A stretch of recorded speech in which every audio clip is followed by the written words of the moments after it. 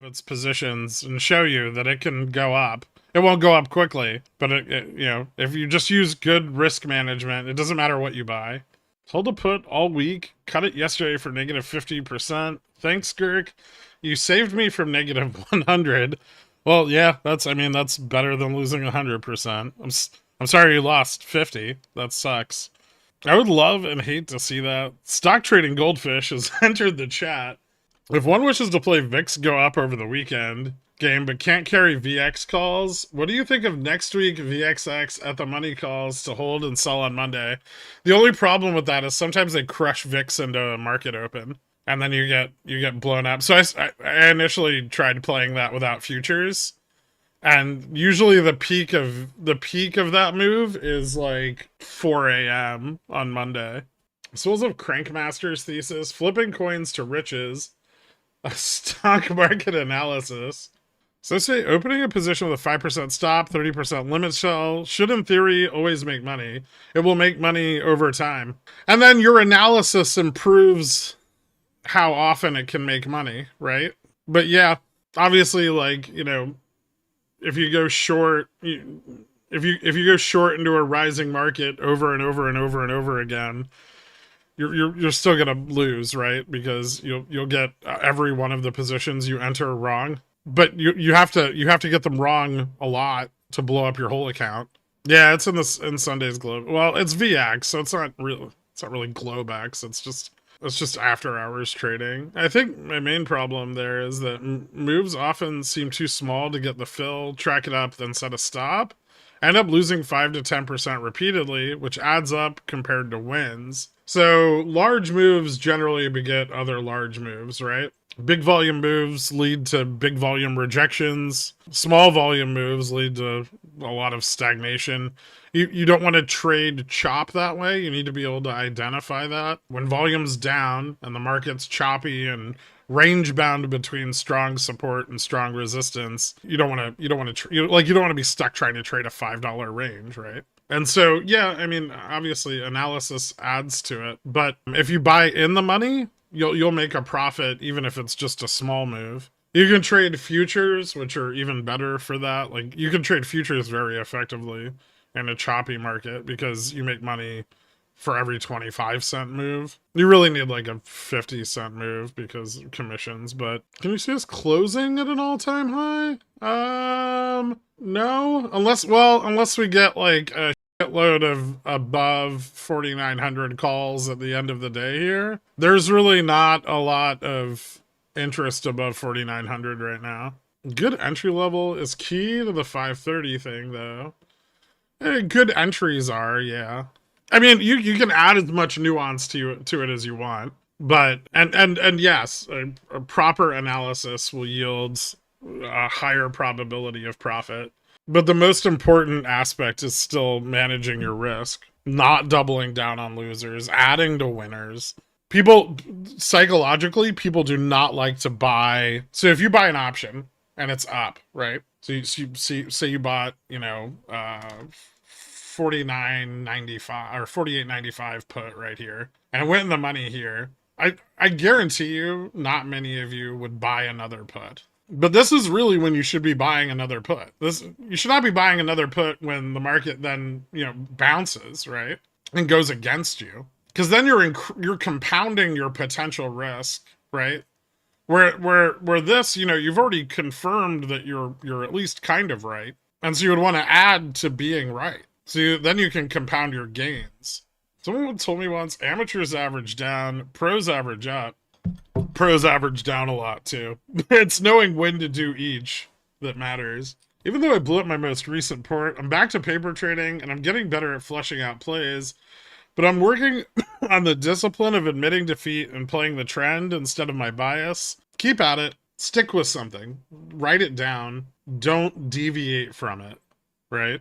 Like once you've paper trade for a while, don't stop doing that. But define your risk, define your allocations, define the instrument you're going to use, and then if it's profitable, if it's not profitable, adjust, right? But if you find something that's profitable and consistently profitable, stick to those rules. Just draw yourself a flow chart of every trade and stick with it, right? let that plan take away the anxiety and the frustration and the fear and all of the emotions, right? And then you can just rely on that. The guy had more money than me, so I can't say I followed his advice. Yeah, that's fair. Let's talk about banks and IWM, Gork. What about it? I think it moves up hard next week. I think it's hedged for next week. Why would I paper trade? You wouldn't.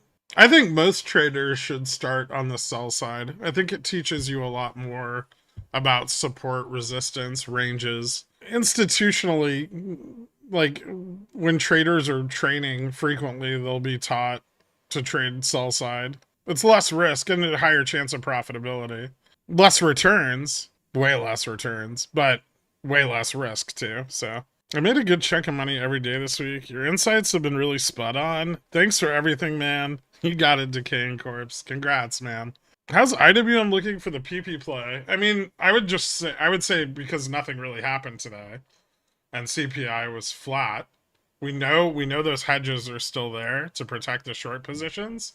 They didn't get pulled back, and it it's pretty flat. So I would say a straddle on it for next week, or a strangle at the 97 and 95 level could be very good. Remember, you'll have to hold it through the Fed meeting. Don't forget the effect of theta decay. But, I mean, something's going to have to break there, and the positioning is massive, right? Either rates are going to go down in the near term, or the Fed's going to push them out. But either way, IWM's going to see some big moves, right? Don't set any stop losses on strangles and straddles. Yeah, they're inherently hedged. You don't need to really do anything with them. Imagine selling calls at 4,800 being like, we safe, nothing can go wrong, bulls stink, then boom, random explosion, 4,900 for a week and a half. You know, the ironic thing about that is most of the people selling those calls are in fact bulls. I don't know if Vince McMahon pioneered the strangle. Learned that the hard way.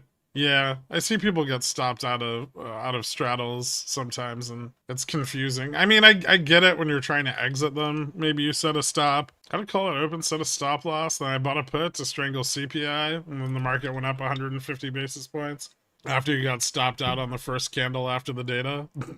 That happens to people with FOMC meetings too. I get stopped on calls, and the market goes up $15. Yeah, that happens. 48.95 is a good level to close at. Although we are getting a lot of 0DT interest at 4,900. Still not too much put selling. A bit, but not too much here. Let me look at something else. Delta still slightly favors the bulls. But yeah, I think the MM's probably pretty fond of 95. 93 to 95. Let's see how futures looks. Okay, futures is in fact bouncing up and giving me that extra shoulder, but it needs to go just, well, maybe needs to go a little further. It can, right? It can go anywhere in that range. I don't know if you guys can see those. That's worse somehow. It could also get rejected here, which the lower high could potentially indicate. I think a decent chance we open flat into Monday. That's possible. Any predictions for Wednesday? I think the Fed will be more hawkish than the market's current outlook. I think it'd be hard for the Fed not to be more hawkish. I don't know if they'll even try to gain control, like gain back control and fear of their power over monetary policy, because it seems like nobody respects them anymore. So I don't know if that's possible, but they might be able to get a rate cut or two trimmed off the front half of the year.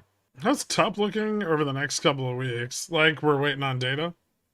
When that data comes out, it'll probably do something. We are getting close to the ETF FTD period, though. So if we're going to get any covering on the memes, like I know Beyond saw some today. It's usually the last couple of days of the month into the first few trading days of the month. It varies depending on the ETF and the underlying, but generally speaking, that window. I think we're going to have one more retest of the highs early next week. Tuesday will go down. No way we go into FOMC at 49.05. Maybe 48.50, 65. I would say 75 is a good chance. Depending on how much Vega neutral moves and how much the effect of increasing volatility into the FOMC meeting pushes market makers to stay under VN, right? How to rewind and listen to the lecture. I realized I've been compounding risk like a lot. Did you clip it? No. Although maybe I could.